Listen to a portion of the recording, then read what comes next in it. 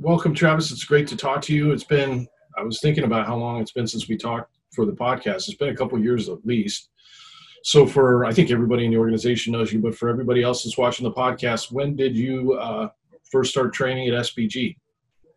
I started training with you in 1999, the year that my first son was born, Ted. Yeah. That's kind of my benchmark for it, because I remember Kisa being pregnant and living in that apartment in Portland on Southeast Waverly. And so I guess it's going on 13 years. Yeah, not 13 years, 23 years. 13 years black belt. I got my black belt from you in December of 2009. So this December will be the 13th year. And you hadn't done any martial arts before you came to the gym, right? This was your first and only thing, right? Yeah, I mean, I did like some crazy little week-long free intro karate thing when I was like 8. Okay. I remember almost nothing except for the black Chinese stars with the pink, hot pink dragons. Oh, I know those, yeah. Yeah. Awesome. That was my favorite part of karate. I asked people what questions they'd like to hear from you. We got a lot of good responses. Lynn mentioned talking a bit about business. So a lot of the people that are going to watch our podcast are many of them are gym owners themselves. Some of them have bigger gyms with 500 or 600 students like we do, and some of them have smaller gyms and are just looking to get there. And what he noted, which is for people who don't know you, you moved out to Kalispell 13 years ago? No, longer than that. Let's see. Joe is 18 now, and I believe he was 3. So I think it's been 15 years. Yeah, well, we're celebrating our 15th year in our first location this December. Yeah. So I've been in Kalispell since the beginning of 2007. It might have been the end of 2006, something like that. Right. So when you went out to Kalispell, you were a purple belt, and I had been encouraging you for a long time to open up a gym and start training. And circumstances happened with the economy because you were building houses, and it became a thing that you needed to do, which prompted you to do that. And you're in a small town, which is what, 20-something thousand people? It was. This year, the state of Montana has gained more new residents total, not as a percentage, but total new residents than any other state in the United States. That's how much growth we've had in the last year. More people have moved to Montana in the last year than any other state. So I'd have to look at it. When I got here, it was about 20,000 people in the city of Kalispell. Yeah. And the entire Flathead Valley, which incorporates, Whitefish, Columbia Falls, Big Fork, Lakeside, things like that, was at about 90,000. And the entire state was under 1 million people. Yeah. So smaller than Portland. So when you started, it was just you, a tiny group of guys that you had put together because you needed to get a group so you could keep training. And now how many gyms do you guys have in Montana? Well, we have 5 gyms in Montana. Kisa and I are owners of 4 of the 5. The 5th one is owned and run by another one of my black belts. But yeah, we have a total of 5, 4 that I'm directly involved in, and just about 1,200 students between the 4 locations at this point. So you've got Kalispell, Whitefish, Bozeman, Missoula, and Big Fork. Correct. Yeah. Correct.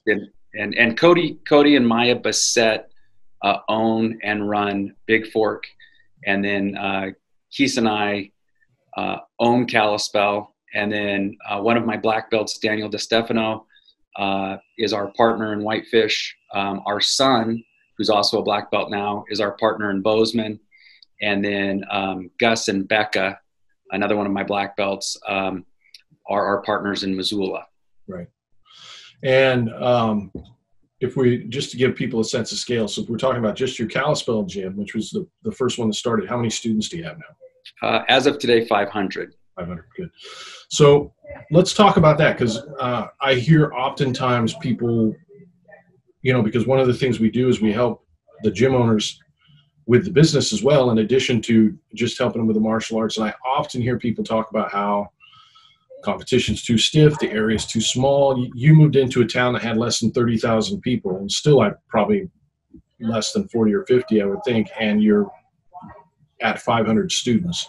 So what is it you would say to people who think that that goal is too difficult to achieve or too hard to achieve? Well, in the past, the first thing I would have done is ridicule them and point out how they're wrong. Yeah. And that's only changed recently, probably within the last 12 months. But now I would be a little bit more understanding. And I'd say, hey, look, I understand why you're feeling that way. I could see what would make you feel that way. I felt that way when I moved here. Mm-hmm. But the reality is those feelings that we're having are often coming or being generated by bad thinking. And the bad thinking that I had, and I think the bad thinking that a lot of people have, is that, well, I'm just a purple belt, or I'm a brown belt, or Crone Gracie has a school next to me. Because I had a lot of people in our own organization who messaged me in a panic, like, are you still going to open in Bozeman? I see Crone just opened up. And I was like, why would that change anything? Like, that has absolutely zero impact on where I would choose to open a gym. The existing competition is not the problem. In fact, I would encourage people who are like, well, I want to open, but Marcelo's down the street, or Buchecha's down the street, whoever it is, it really doesn't matter. You want to be in an industry where there is competition, because that tells you that there's a market for the product that you're selling. Right.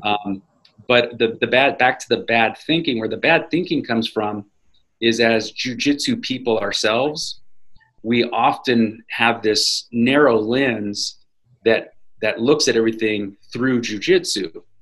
And the reality is, of the 500 students I have, probably 90% of them had never done jiu-jitsu before they came to me. So those names don't register.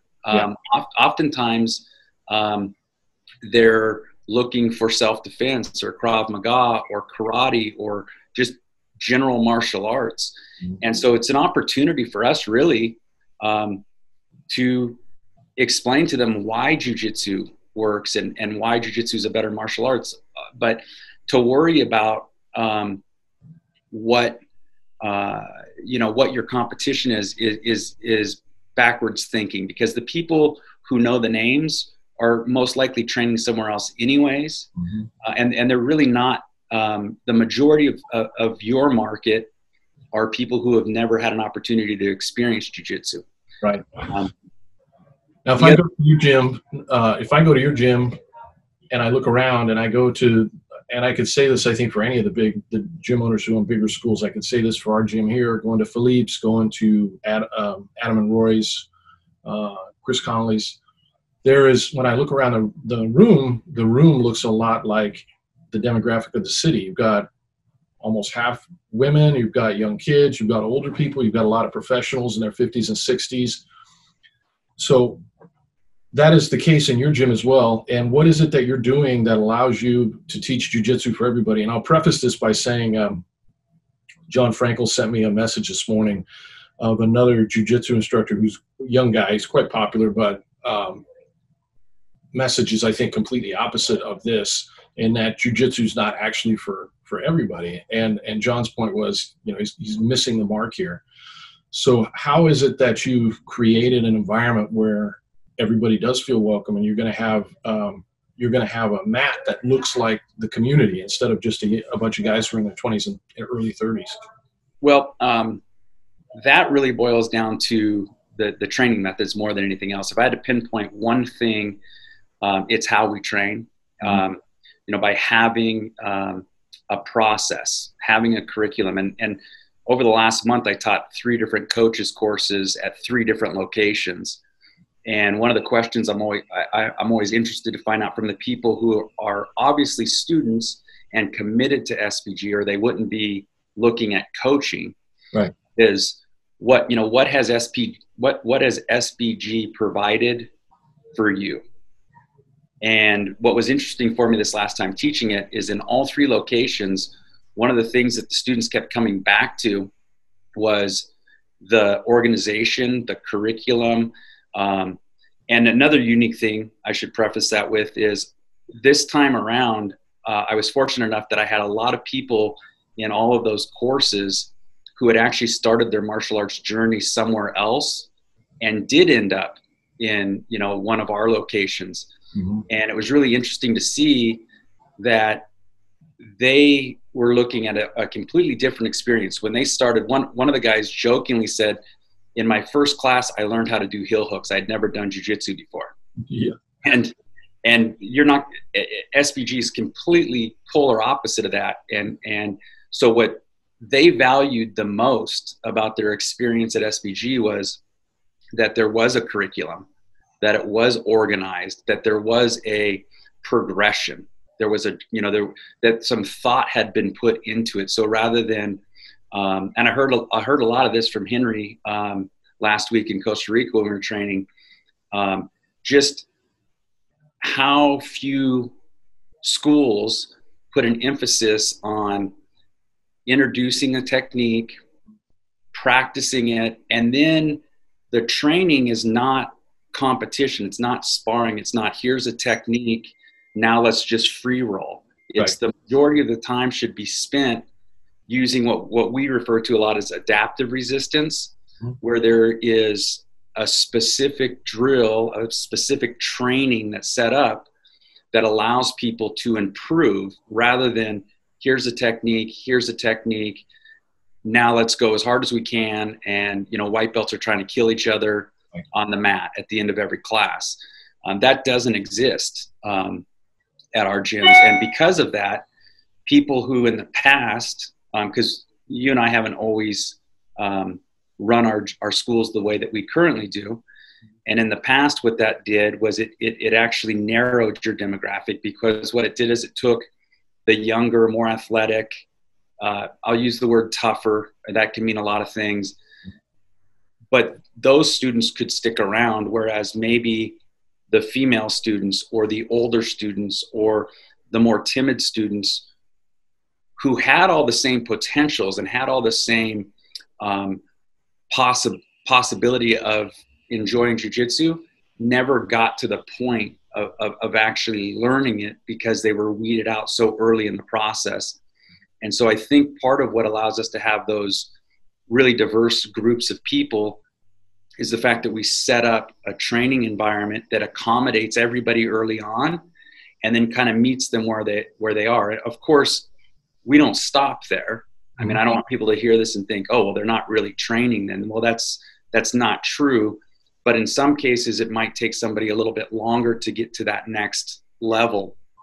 And even then, when we get to that next level, we have a handout that our students get. All of our students roll with a black belt coach before they ever roll with another student. And that gives us an opportunity to talk about the culture. It gives us an opportunity to instill the values and let people know up front, like, this is acceptable, this is not acceptable, and with a reasoning behind it as well. It's not that we do as I say, don't do what I tell you not to do, but I want you to understand, here's why we do it this way, here's why we don't do this. And then there's even more tiers, right? Because we have competitive MMA fighters at all my schools, we have competitive jiu-jitsu, you know, at all the schools, but we have competition team practices set up for people who that is their focus. There's an avenue for them. And the last thing I'll say about that, as far as if you want a diverse mat, you have to have a culture for everybody. You know, if the culture is geared for one specific type of person, that it only makes sense that would be the type of person that ends up in your school. But if you have a school that's set up with multiple cultures for multiple people, you're going to have a more diverse demographic. And I would argue that by having a more diverse population in your school, you're actually going to have a more successful school for everybody, not just for the people who don't want to compete, but I think your competitors are going to have opportunities that they wouldn't have in a school where it's filled with just competitive people. Yeah. Think of the missed training opportunities you would have as if every time you touched hands, it was with another 26-year-old athlete who was focused on themselves and focused on being a world champion.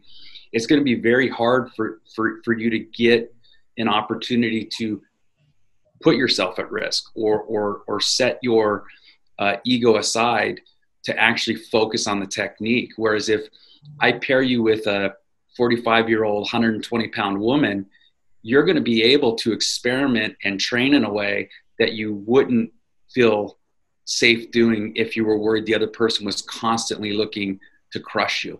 Right. That's such a big word too. I think when in conversing with most of the gym owners who have a bigger gym, we were to put a triangle together for performance. I was talking with Adam Singer about this the other day, but you have culture, then you have training method epistemology, and then you have the curriculum itself, which for SBG is fundamentals, and then the training method is some variation of aliveness with adaptive resistance. But that third part, which is probably the single most important, which is one big word, which is culture, means a lot of things to a lot of people when we talk about it, but it's so important. I mean, if I were to ask Philippe, what do you think the most important thing is, or Connolly or Adam, I almost know off the top of my head that the first word that's going to come out of their mouth is culture. So when you say culture, what does that mean to you? Culture it's a shared set of values. So like every culture is going to have, and a lot of times there's a language and things like that. But for me, what that means in our gyms is that we have a shared set of values. How we interact with people, how we treat people, what we view as a social norm, or what's acceptable in our group, in our tribe, defines our culture. And so what we tolerate oftentimes has the biggest impact on our culture. And for me personally, as an owner, as a head coach, I think one of the things we're tasked with that is difficult, and I think some of the questions that came up were addressing this, but we have a responsibility to ourselves and to our members to enforce our values and to enforce our norms. And oftentimes that's hard because you are occasionally going to get, if you have 1,200 students, occasionally you're going to get somebody who doesn't fit in, and not in the sense that they're awkward or they're weird, but that they don't buy into the same beliefs and the same values that we share as a community. And in that case, if we can't convince them that this is what's acceptable in our four walls, then it's our job to also remove them from our four walls. And maybe they can go down the street. Maybe the school across the street from your school provides an environment where they can flourish or feel comfortable.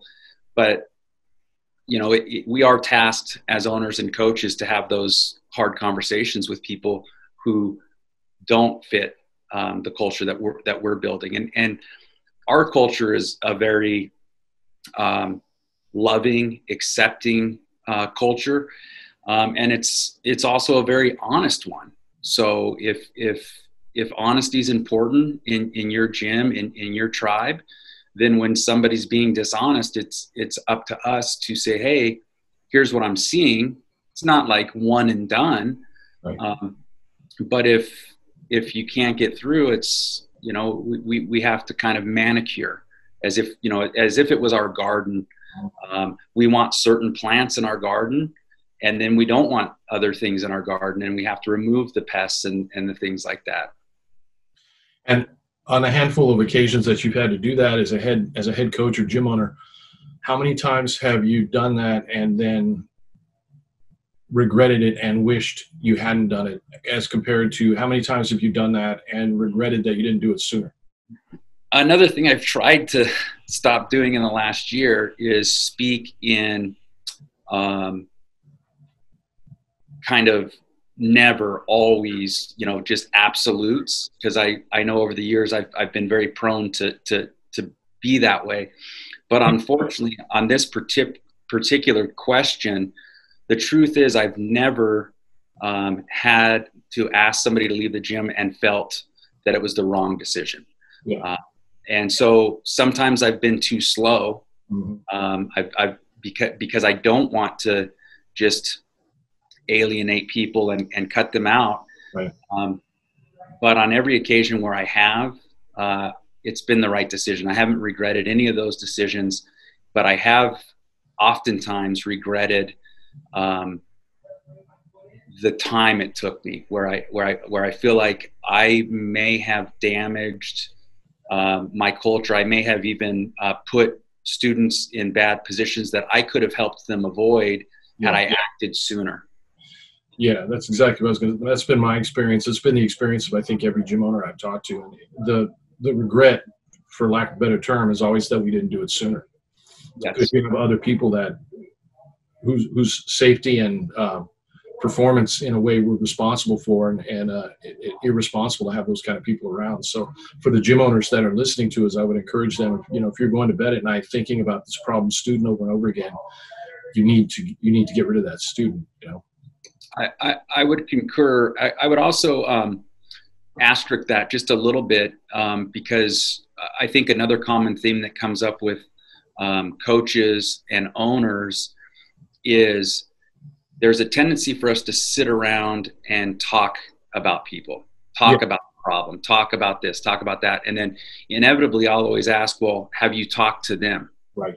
And the answer is almost always no. And that's disappointing. And I'm guilty of that as well. So I'm not saying that this is everyone else's problem, but I think there is a problem where we see a problem, we talk about the problem, but we don't address the problem. And in some cases, addressing the problem solves the problem too. And maybe the student doesn't know, maybe that they're not even aware, or maybe they think what they're doing is the correct thing because nobody wanted to have that tough conversation with them. And so I would challenge people not only to make sure that they're removing people when they need to remove them, but I would also challenge coaches and owners to be more involved and to give people an opportunity. Because without feedback, like if feedback's the only way we know how we're showing up to people.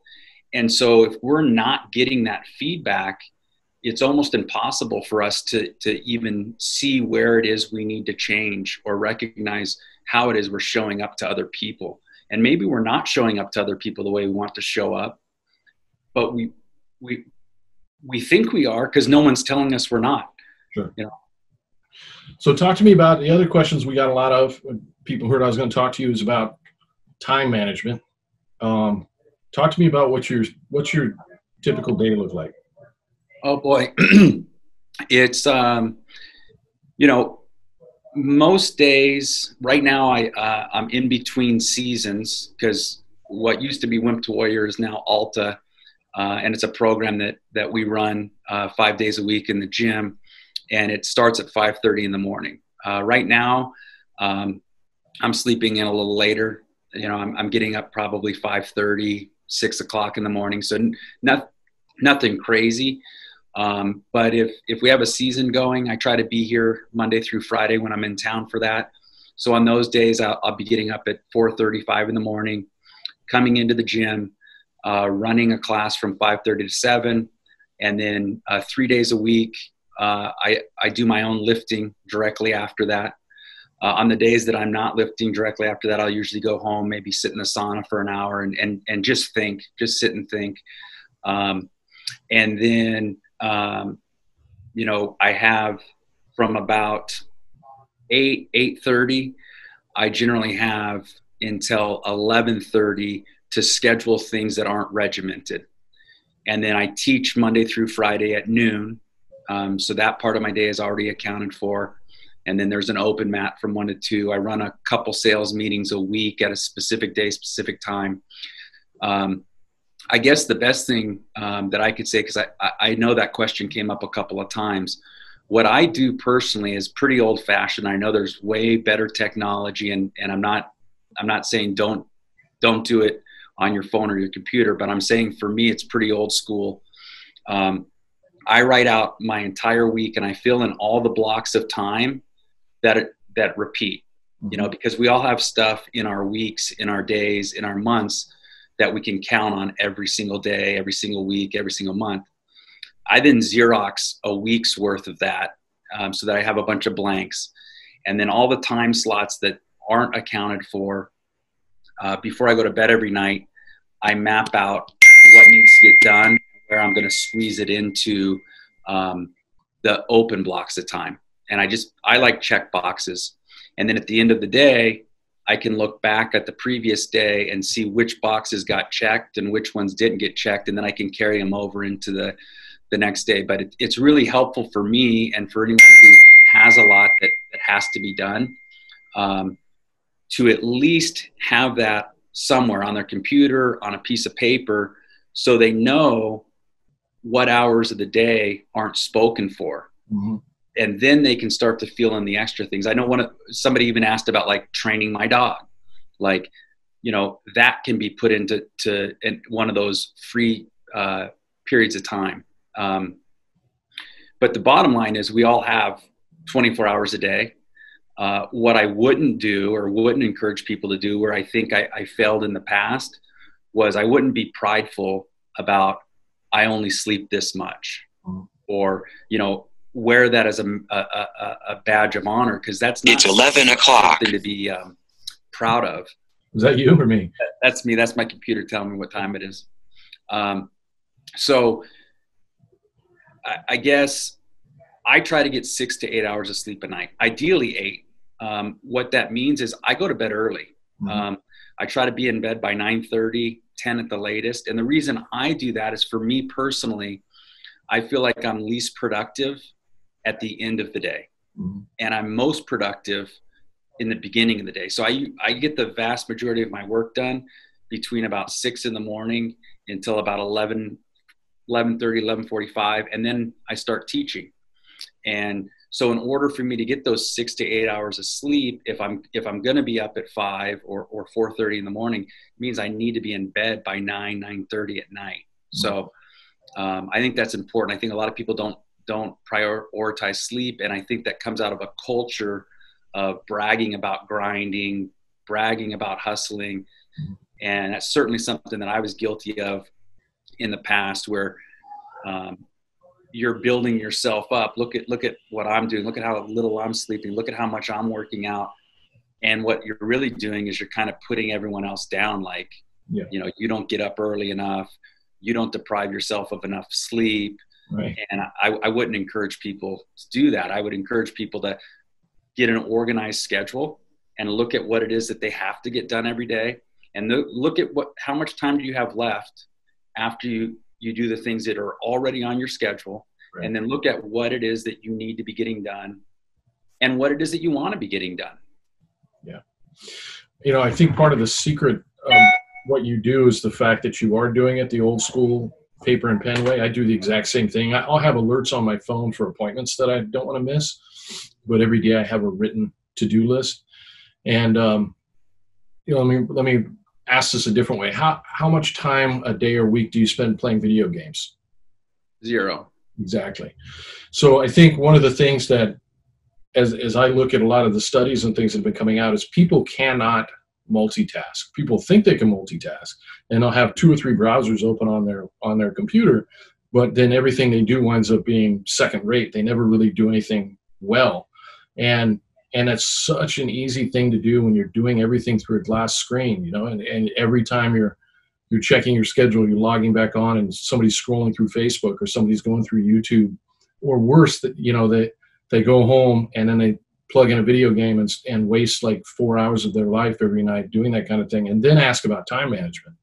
Right. So it seems like prioritizing that, and there's something about pen and paper that you're not getting sucked into those to those phones and those screens, which I think is really useful.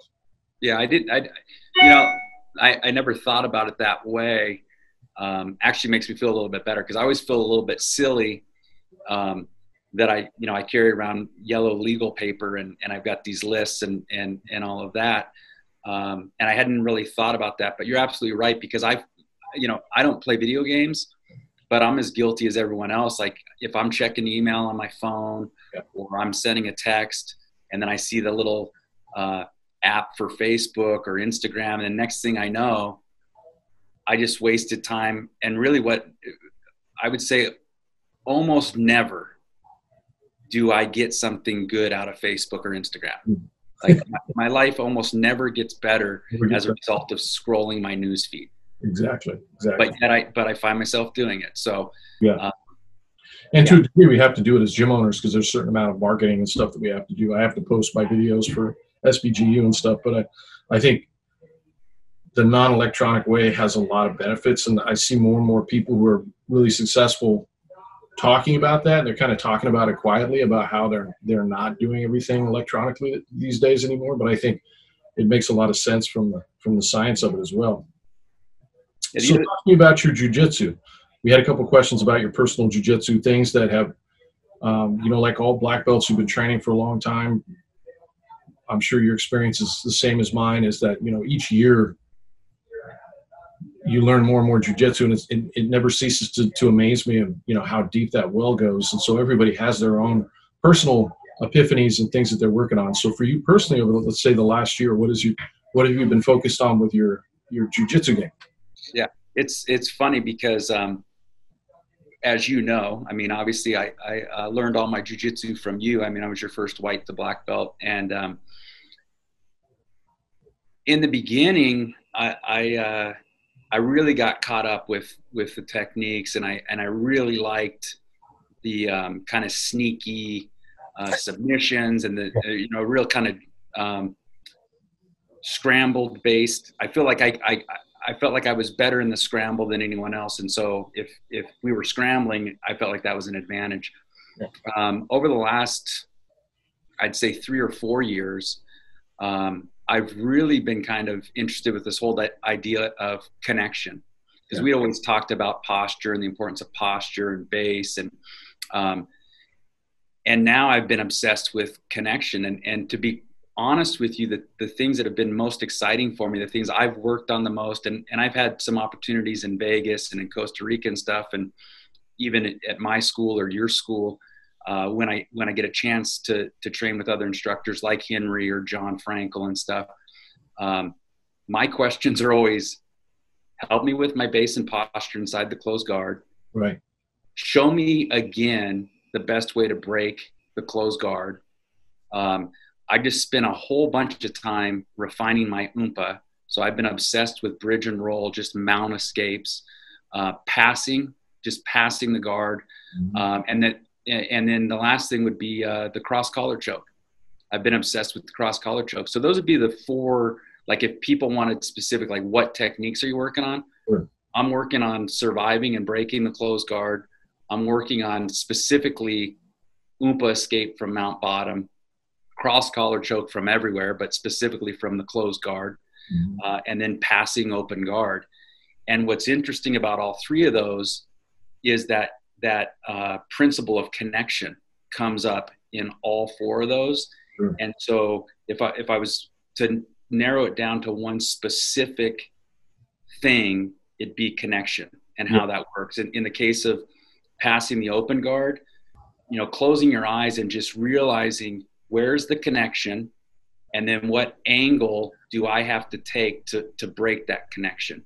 Yeah. And then in the case of opening the closed guard, there's the connection with the arm, and how once I establish that connection, using my body weight to do all the work for me, and to stop with trying to use my muscles, which are important, but in jiu-jitsu they're not.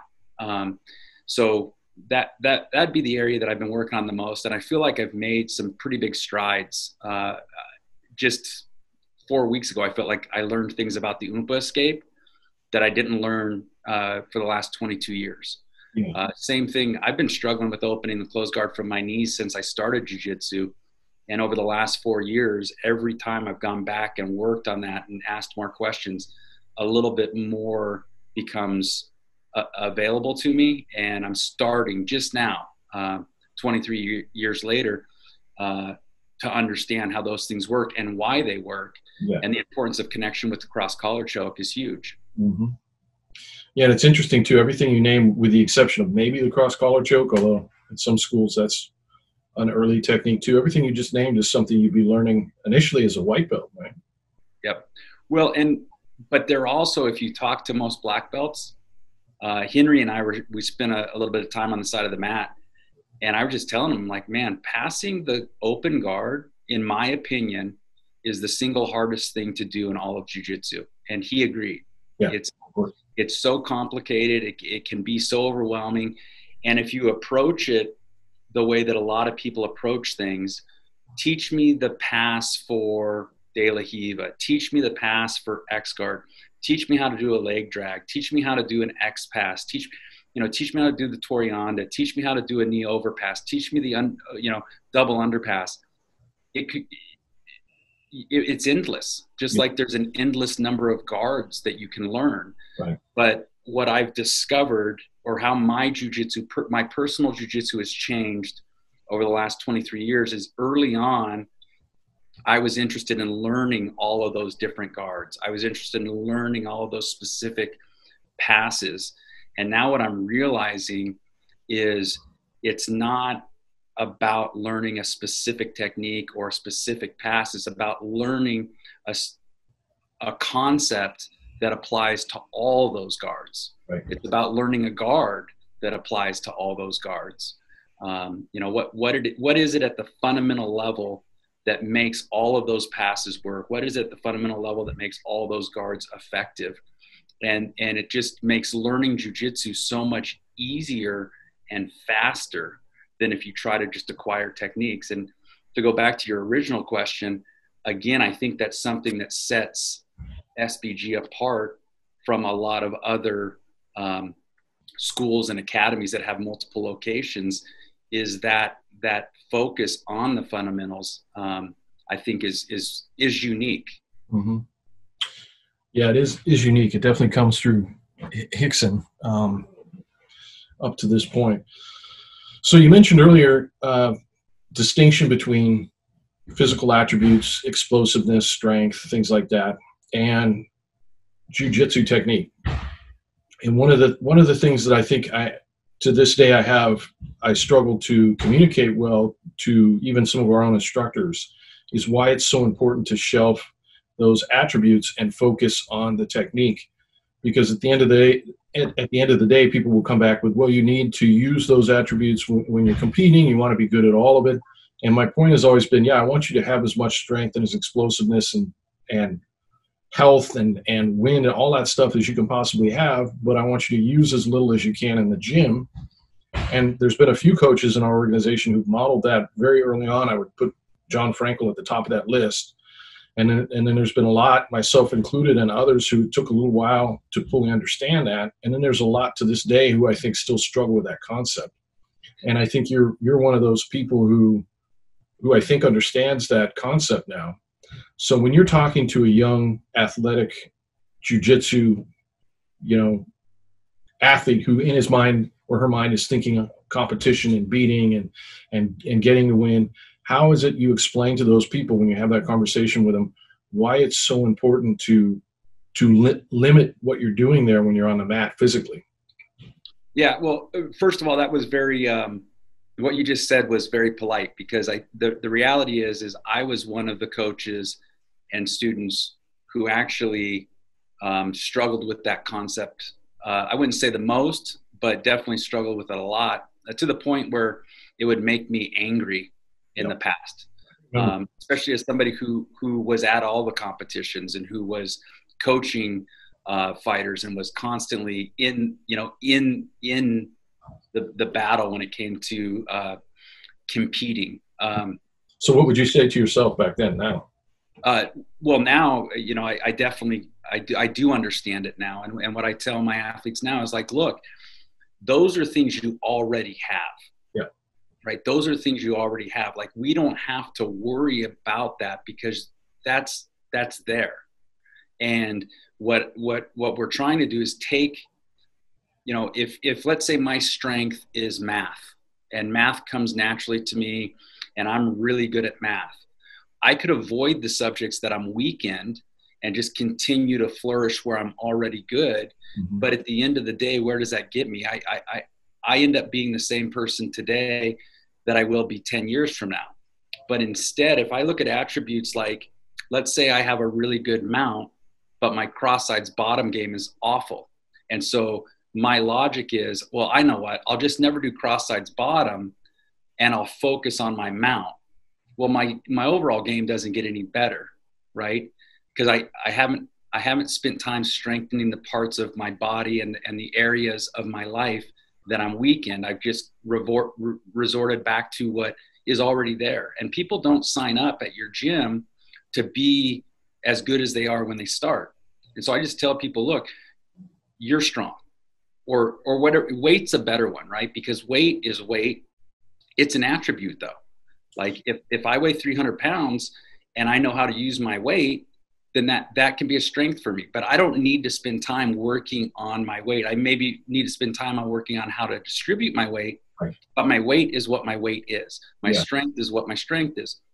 My speed is my speed, my cardio, my flexibility, whatever attribute we're talking about.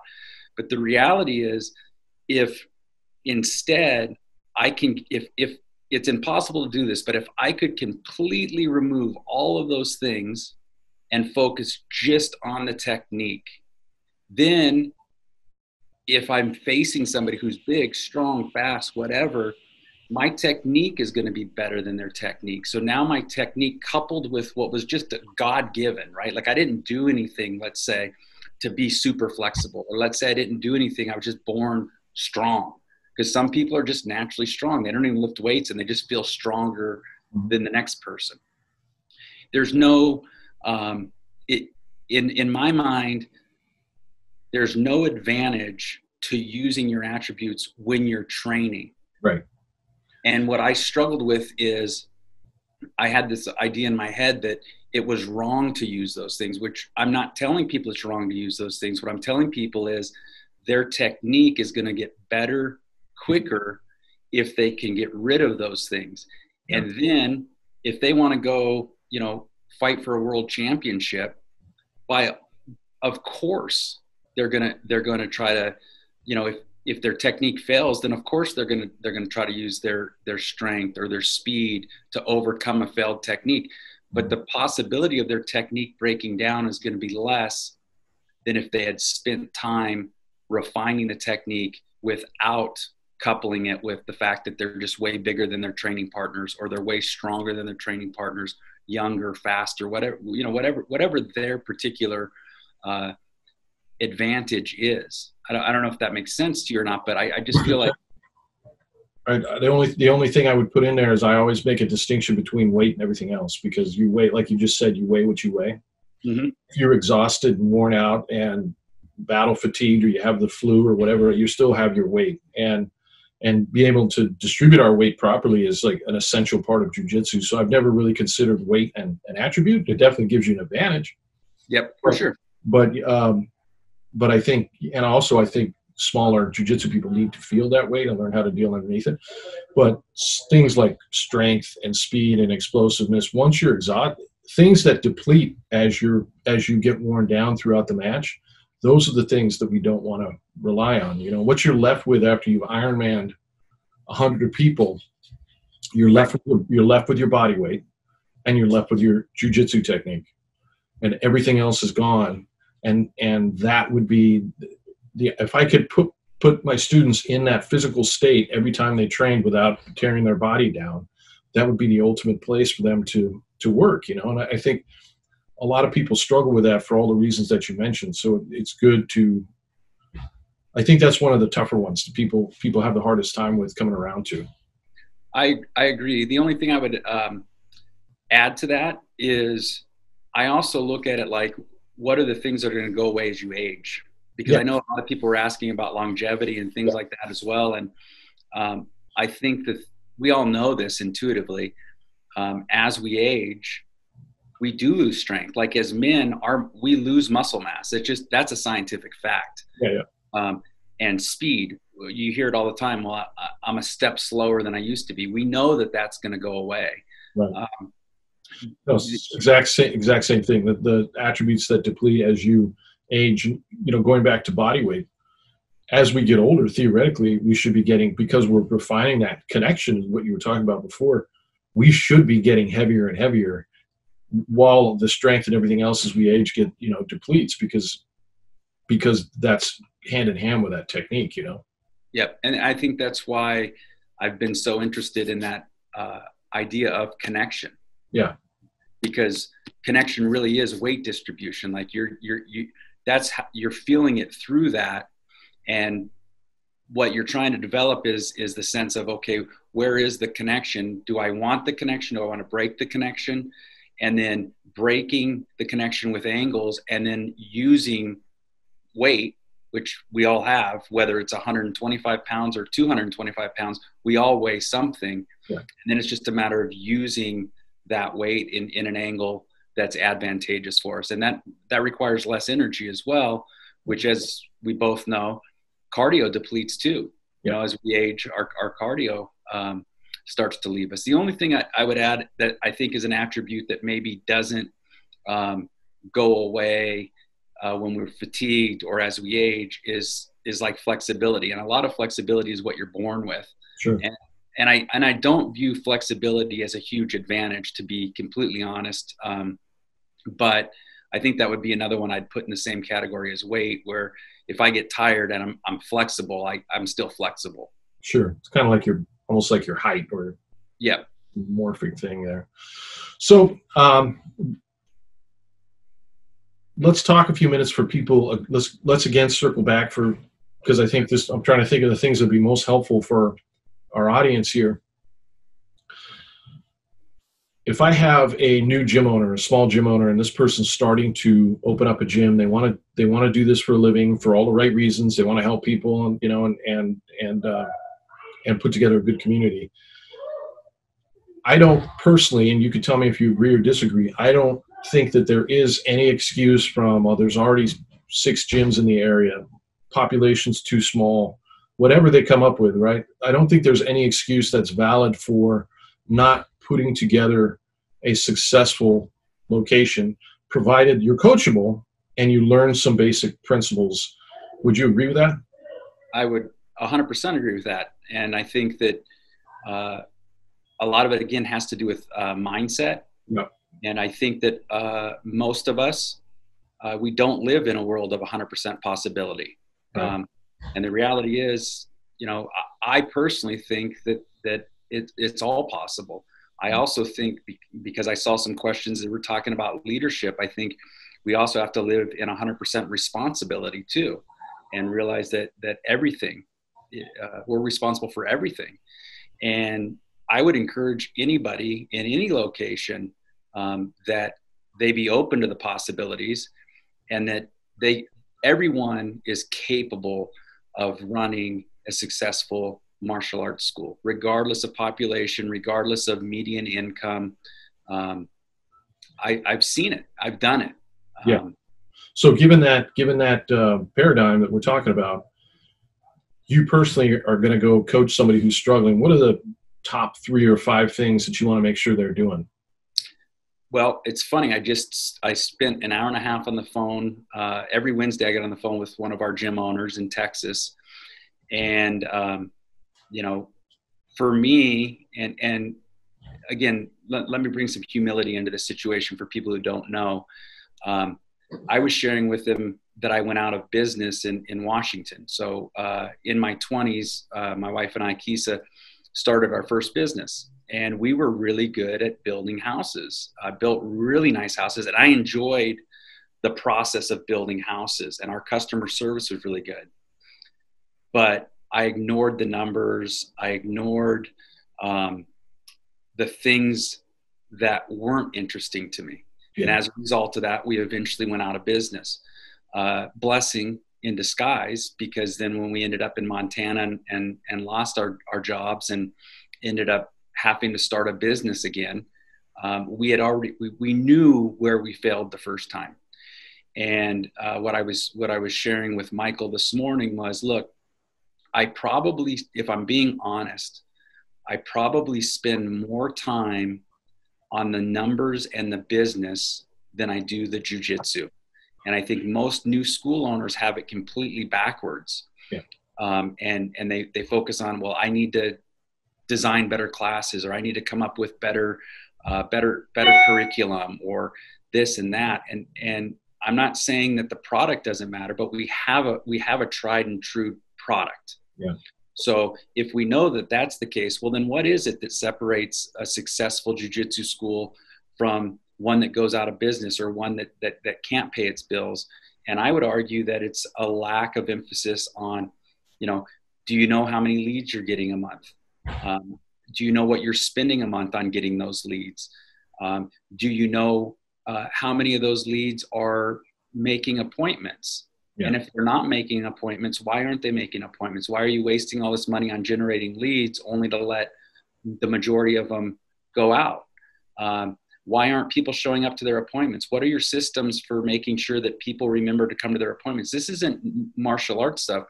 Your dentist sends you a text message. Your doctor sends you a text message. Why? Because people forget. We have busy lives. So there are things that we can do, but we can only do those things if we have numbers to look at and say, okay, we have 100 leads every month.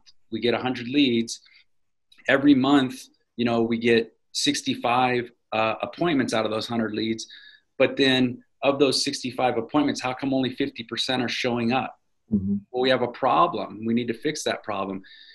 Maybe that's not our problem. Maybe we get everybody shows up, but then how come only 50% of them join our gym? Mm-hmm. Why is it a coin toss? Like the 50% that were going to join, and the 50% that weren't going to join, don't join. What's wrong with our sales system as far as how is it that we're failing to show the value of what we have to offer so that we're not getting more of those appointments to actually join our gym? Yeah. So my number one thing that I always tell people is I want you to track all of your numbers. And like for myself, I have 10 years worth of data. So I can give you a 10-year average for a location. And then based on that, it gives me the ability to project. It gives me the ability to set goals.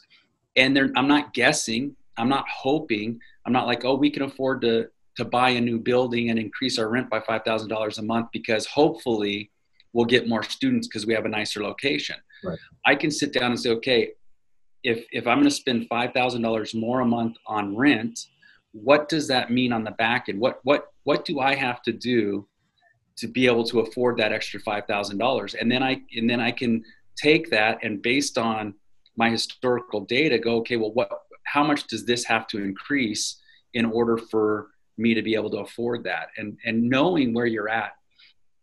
And I don't want to get too long-winded here, but the last thing I'm going to say, because I think this is true too, most people aren't checking on a daily basis. And the worst part about that is the people that aren't checking oftentimes, and I'm speaking from personal experience, back to my own personal finances and my own personal business failures, is when the information is bad, mm-hmm. we tend to avoid it. Mm-hmm. So I don't want to check my credit card statements. I don't want to look at my checking account. Because if I look at it, then I have to feel all those feelings of anxiousness and stress. And if I just don't look at it and I keep doing the part of the business that I like, I feel good when I'm teaching. I feel good when I'm doing jiu-jitsu. I feel good when I'm building houses. Then I can avoid those hard conversations with myself, right? Yeah. And so I was telling Michael, it's like I have a routine. First thing every morning, I log into each and every business, and then I log into each and every charge card for those businesses, and I log into each and every bank account, whether I want to see it or not. Like maybe it's a bad month, or maybe I have a bunch of extra charges on a card, and I'm thinking to myself, well, how am I going to pay the balance off at the end of the month? Right. I would rather know than not know. And the reason I know most people are like that is because when we make billing mistakes in our businesses, and all of a sudden we discover that like a member got charged twice instead of once, and then we go, well, that was 6 months ago. How did they not notice? Right. Well, because they're clearly not looking at their statements either.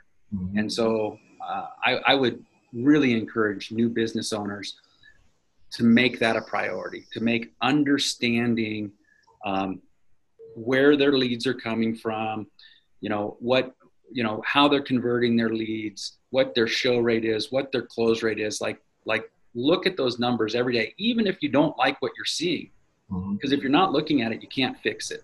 And if you don't have anything to look at, you for sure can't fix it. Mm-hmm. Yeah, it's funny. I would obviously start the exact same way. I think the most important thing when I'm tried to work with the other gym owners is always track your numbers. That's always the first thing, because if they don't have the numbers, we can't really diagnose what's going on.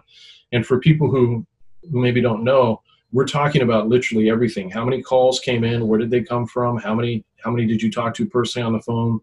How many of those people you talked to made an appointment? How many of those appointments showed up? How many of those appointments that showed up signed up? Like, we have a metric for every single number. And that's the first thing you and I always talk about. It's the first thing we tell all the gym owners. It's the number one thing that every gym owner who's successful does. I can guarantee you they know their numbers. If I were to call up Chris or somebody else, he's going to know his numbers, or you. And yet still, there's time and time again, I will run into some gym owners who will be complaining to me about their gym not going well. And when I ask them the numbers, they 100% aren't tracking the numbers. And, or they, well, what I was to say is, you mentioned that you think part of that might be they don't like, they're afraid of what they're going to see.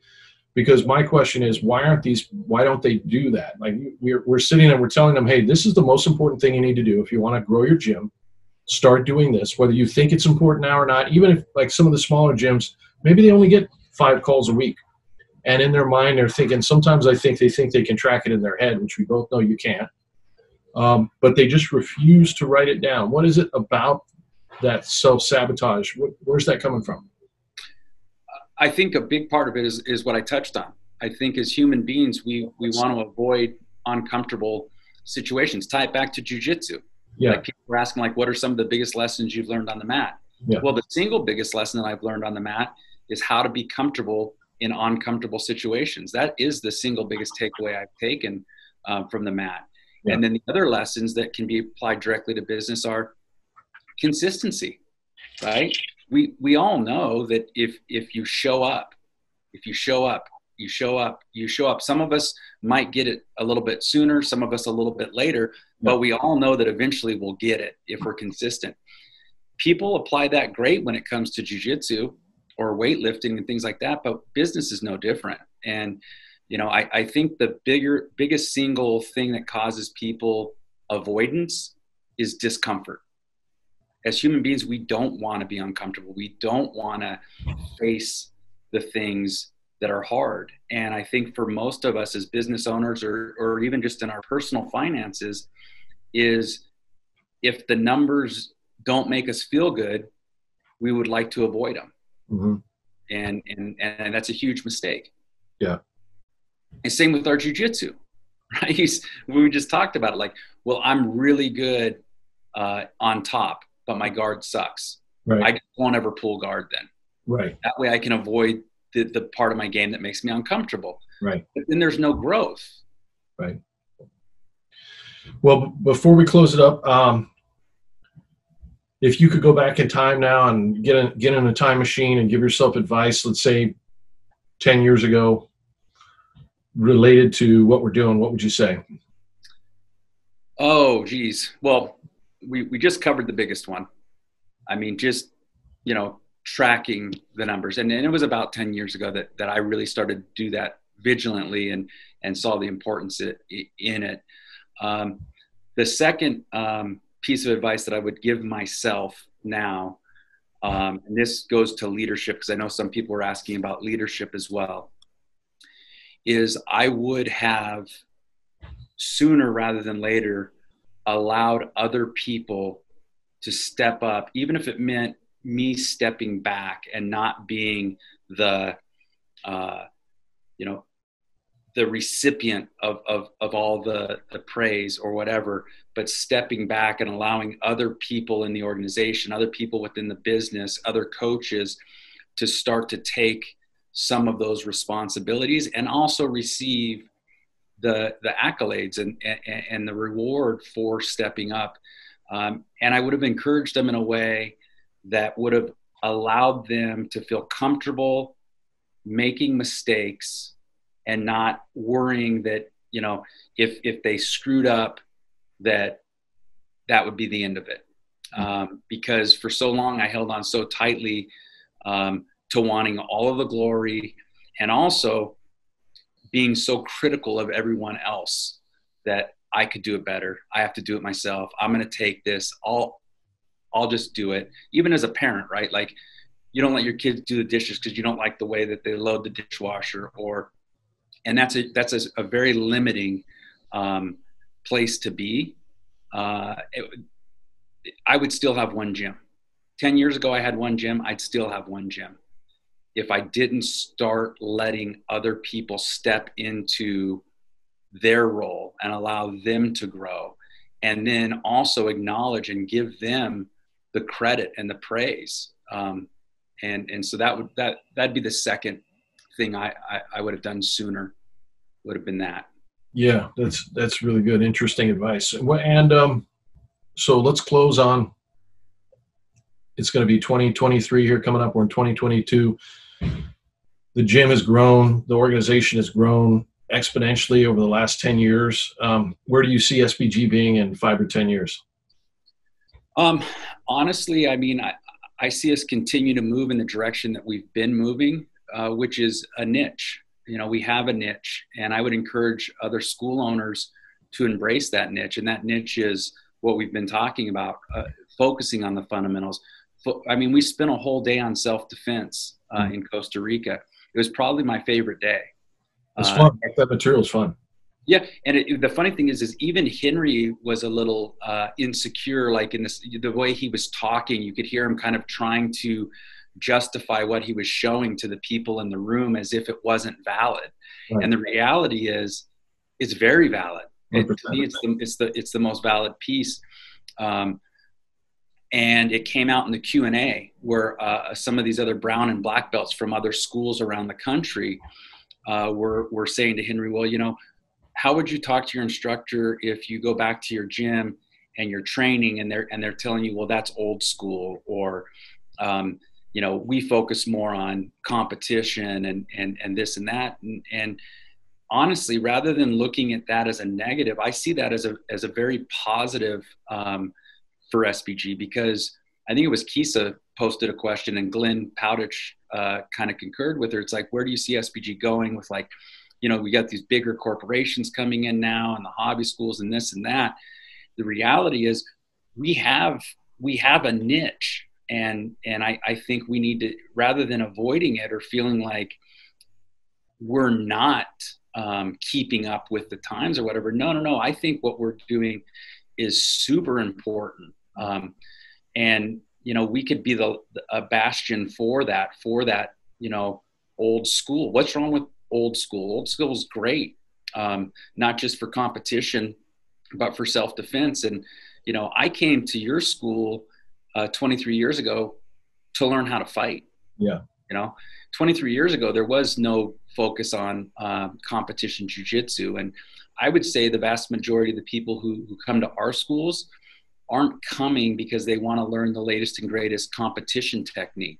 They're coming because they want to learn how to fight. And so I see SBG continuing to be that bastion where we are the place you go to get that, you know, Hickson lineage of jiu-jitsu, where we are focused on the fundamentals and we are focused on self-defense. And I think the future is bright for us. I think the direction that other schools are going and the way that other, you know, gyms are going, you know, gives us a unique opportunity to provide something that is different, that is structured, that is organized, that does have a curriculum.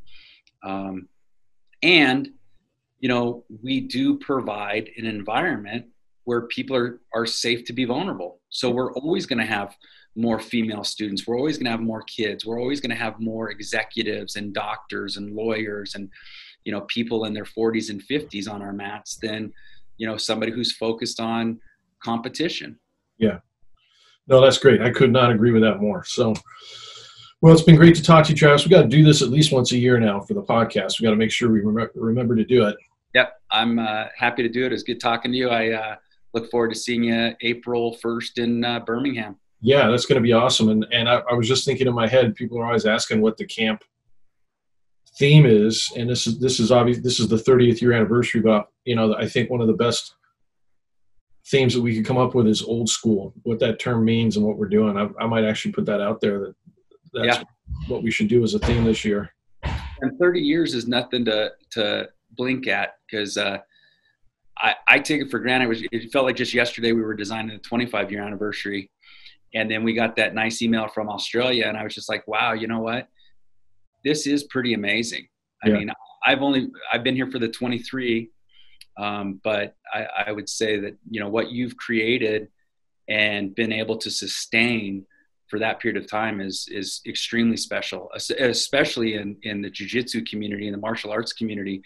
But I mean, across the board, if you look at organizations and businesses, 30 years is a big deal. Yeah, what we've created, what the other gym owners that are listening to this and all the other gyms around the world have helped, you know, what we've done together, which is awesome. All right, brother. Well, thank you very much, and I will see you at camp. Sounds good.